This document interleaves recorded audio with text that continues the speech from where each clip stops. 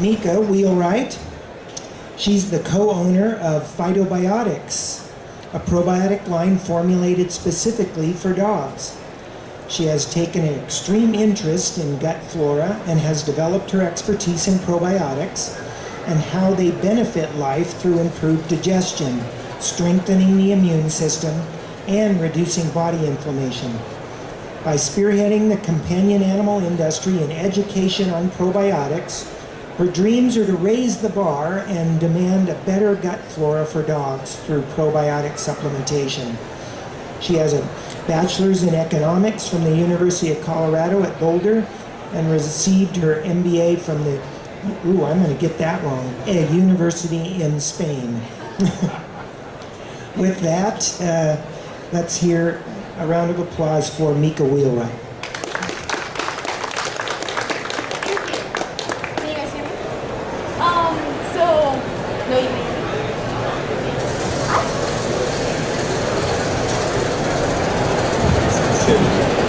It's hidden. Sorry, I was cold. Is that better? Okay. Well, thank you for coming. It's pretty cool that we're doing this. You know, we've been planning this for, I would say, almost a year now. But I'm really glad that you guys are here because I think education on this is super, super important. And as you're going to see, I'm going to talk to you guys a little bit more like the marketing side and what's going on right now, the current marketplace, trends and influences like that. So, you know, current market, what's the demographic of dogs and probiotics right now? The market share, trends in humanization, if you will. I know this is kind of like a big word that everyone's using. Humanization. Does it exist? Doesn't it? You know, the knowledge is key. You know, you guys are here, so I think that you guys are definitely going to get a lot out of this. The NAFC and regulations, I think that's really important. I know that he's touched on it. We had the person before us was talking about regulations also, and what's kind of the future and what should we expect to be coming. So, can anyone tell me what they think 54 million or 78 million means? Help a sister out, come on. No one? Yes, that's 54 million is the number of dog households there are in the United States as of 2015. And there are 78 million dogs actually within the United States, meaning there's 44% of households within the United States have dogs. That's a lot. I was shocked when I saw that. And I'm getting a lot of this stuff through APPA, and you guys will see all my sources down at the bottom on the left-hand side. So demographics. This is kind of a really fun topic, I think, in terms of 85% female. I went to a conference last year and learned that 85% of women now in households have the purchasing power. So we are making those purchases inside of those households. And it's funny because advertisers are not advertising to women. They're advertising to men. Only 2% of creative directors in the United States are women. That's insane. So again, these demographics, so who owns dogs and who, you know, what's kind of the average people? Well, she's 46. She makes around $62,000 a year. She's college educated. They own a house. And 88% of them are family households. So yeah, so that's kind of cool. Oh, and she's Caucasian. Interesting. What else can I tell you about them? So I kind of want to give you a little bit of the market share of what's kind of going on in the past. But again, probiotic research there's not a whole lot of it out there. So we've definitely all kind of scrummed together and did as much research as we could to give you as much kind of hardcore data as possible.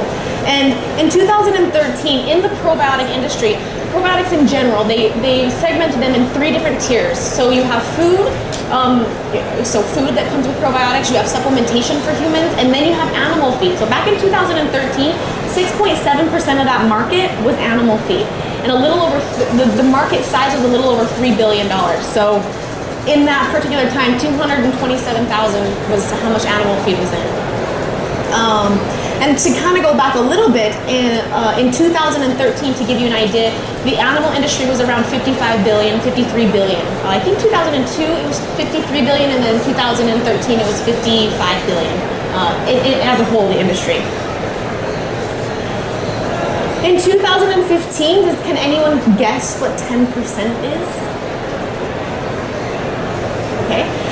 There's 10% of dogs were receiving probiotics, some sort of type of probiotics. So that's about 780,000 dogs, considering we have 778 million dogs in the industry. So of that, there's also 12% of all dogs are receiving only supplements.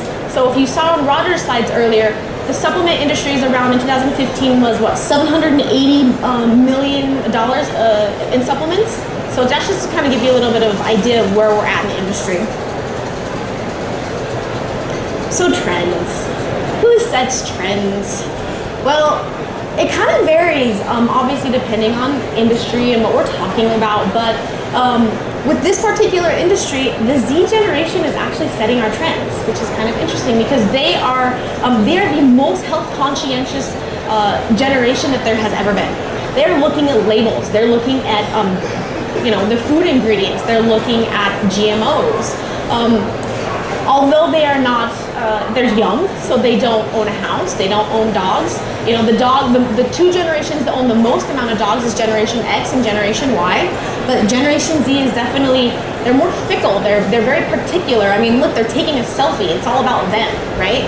So they want to know what they're putting into their system and what they're putting into their body, and that's really driving this market. So you're going to see, and I'm sure you guys have seen right now the label claims, oh, I'm gluten-free, I'm GMO, and hey, we want vegan, or is this organic? What's the difference between organic and GMO? And all these things are kind of coming out, and nut-free, and so this is happening on the human side right now, and it's being filtrated and rippling, affecting into the animal industry. And here, Supply Side West, I don't know if you guys have ever heard of Supply Side West. It's the largest expo for natural food industry. It happens in Anaheim, I want to say in March every year, and it is huge. There was over 70,000 attendees this past year. I go every year, and 2 years ago, there was probably maybe 10 different types of animal products in there. This year, there was probably, I'd say about 20 to 30. So it's growing in terms of that animal side, but it's because they realize that the trends that are coming here are fueling the animal industry. So, Noosa is, I don't know, has anyone heard of this product, Noosa? It's amazing if you guys like yogurt. They were the runner-up for the best product of the year, the new product of the year at Supply Side West, Expo West. And, they're probiotic. What are we seeing? We're seeing coconut, right? We're seeing hemp hearts. So these are indigenous type diets. I don't know if you guys heard. So people are eating, teff. They're quinoa. Have you guys heard of quinoa? Okay, so these are all these things that are kind of being infiltrated of these new trends that are kind of coming on from the humans down on. And also too, like diets like paleo, that's a big thing. A lot of people are eating raw, and then what's the new thing here? We're eating raw for our pets too. The other thing I was going to say was that this Z generation, not only are they saying, okay, I want to look at these labels, but they're also saying, I want to look at the processes and the manufacturing processes. Is it, farm to table? Who's heard of farm to table? Yeah, you eat farm to table at these restaurants, or we eat local, or hey, a sustainable farming, or community farms and things like that. So they're looking all the way down the supply chain, again, to kind of set this tone and set this pace of where we're going in the animal industry. So this is my dog Pledge. He was my inspiration behind the line. He's super cute. He passed away. But I put pictures of him here because, the number one benefit of why we have dogs is companionship, love, and, he's amazing. And so we have this, and so there's this big trend of, is humanization something new? Is it not new? And I'm not here to argue either way, but I will say this, we are here to loving people and companions, and we want relationships. And I think we do too as humans. I don't think it's just dogs and humans. I think, you look at cats and dogs, you look at, these cross species, or these cross different types of species are having relationships with other animals. But I also think though that where I think this trend is really hitting is to the retail, is to market. We've never had the purchasing, we're never having an emotional purchase as we are now. And these purchases are, affecting all different areas, and you guys are really feeling it, I think, this emotional side, and I would say that we are, our knowledge about all of this stuff is us becoming more emotional, but we're learning not just through reading anymore, we're learning through, we're more kinesthetic, we want to touch it, we want to visually see it, we want to, we got Instagram and we got Pinterest, and it's all these pictures and these selfies that we're taking, and it's really quick visual learning, and we don't want to, when was the last time we wanted to just like read a book or go through this presentation and say, oh, I remember exactly, I'm going to read through it. No, we want to listen to it, we want to see it on a video, 5 minutes, and then that's not even 5 minutes, like 5 seconds, and then we're done. And we're moving on to the next thing. So communicating with the consumers, I think, is really important, and realizing that we're driving on down from the human side and infiltrating it into the animal side is important. And the way that we're communicating, because a lot of the time we don't understand what probiotics are, so we're not buying them. We're not pushing the market to where it is, but we know that it's an issue. We know that there's things that are going on. So all these trends are confluencing into the market. Knowledge is key. So we definitely talked about some probiotics, but I also believe that this particular market right now, it's a buyer's market. Reason why is because probiotics is a trend word, but also it's a trend word, but we know that, okay, it has some health benefits. We don't know exactly, Roger's beautifully just explained the science of everything. But before that, you guys probably didn't know that. So it's these trending words, we think it's important, okay, but we're not really brand loyal right now because we don't have to be. It's still up and coming, it's still new.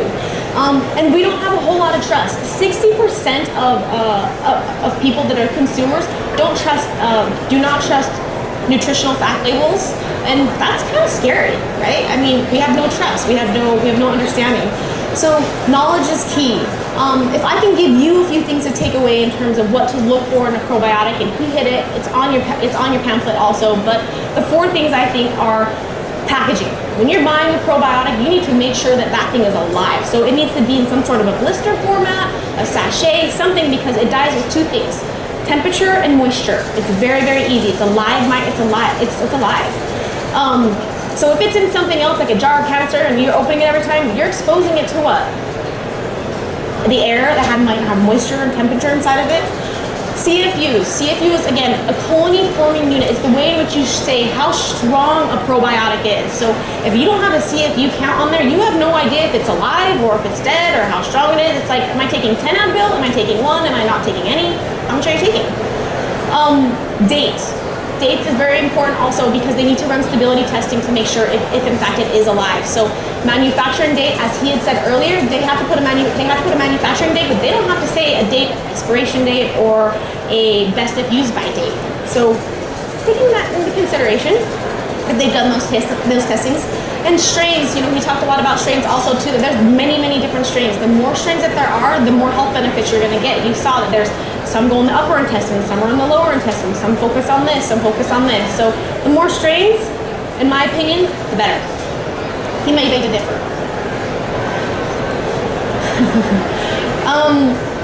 So, like I said earlier, people are not trusting these labels, and I think one of the things that you should be aware of is that NASC is awesome. It's a National Animal Supplement Council.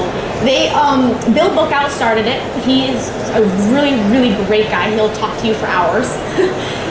But it started essentially back in 2002 because a lot of regulations wanted to take, they had a recall on some products, on some herbal products or some supplement products to take them off the shelf because it wasn't hitting specs. So they kind of all came together and said, we need to figure out how to keep these products on the shelf, but do it in a way that's healthy for obviously everyone and the animal. So he works together with state registration or state legislation with federal, and then obviously people like AFCO. So it's all kind of just like a big organization that works together to make sure that it's all consistent. So they generate good manufacturing processes. They come in, they do audits for you, and they also audit your label, which is great. So that when you look at these labels, if it has the NASC seal, they're gonna have all the same things on it. It's gonna be in the same kind of template. So I guess for the future, I just have 2 more slides. The future right now in 2015, the animal industry is a $60 billion industry. That's pretty large. And for the over-the-counter drugs and dog supplement or dog supplies, it's going to be about 14.3 billion as of just this year. I read this article the other day, and it's by Grandview Research, and I dug a little deeper last night about it. But in 2020, the probiotic industry is going to be over $52 billion. So if you think back in 2013, we were 6.7% was animal feed. So by 8 years after that, in 2020, if we're even 10%, that's a $5 billion market for the animal industry. There's going to be a lot of changes. So it's definitely something for you guys to think about because it's going to be all over. And I found this, I totally found this, but they wouldn't give me the numbers on it. So you can see that the green is actually us, the animal feed probiotics, that it is growing, and I can't tell you exactly how big, but it's growing. That's it. You guys have any questions? Oh, I guess questions are for later. Yeah, we'll hold on till later with questions. Thank you, Mika, very much.